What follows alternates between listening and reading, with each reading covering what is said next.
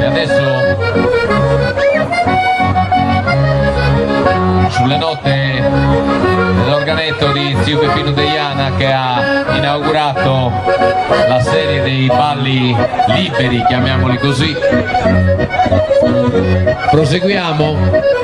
Io ne approfitto per fare qualche ringraziamento, intanto a nome di Roberto, a nome di Silvano, a nome di Fabio, a nome dell'amministrazione comunale di Austis, nella persona del sindaco Lucia Chessa, un grazie, un saluto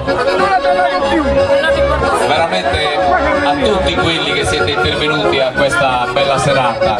C'è gente che si è sciroppata tantissimi chilometri, ci sono persone che sono venute da Cagliari, che stanno ballando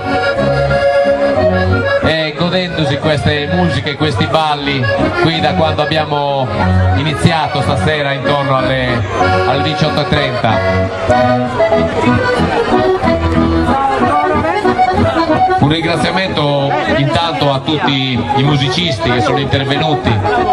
Dicevamo che c'è stata una qualità veramente importante, è un vero peccato che ciascuno dei musicisti che si è esibito qui stasera abbia potuto dare poco in termini di tempo e hanno dato tantissimo in termini di qualità.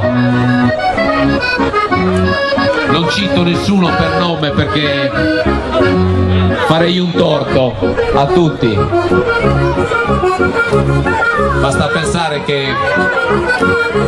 sono stati due splendidi giovanotti, uno è quello che sta suonando di quasi 80 anni, l'altro è stato il maestro Luigi Lai.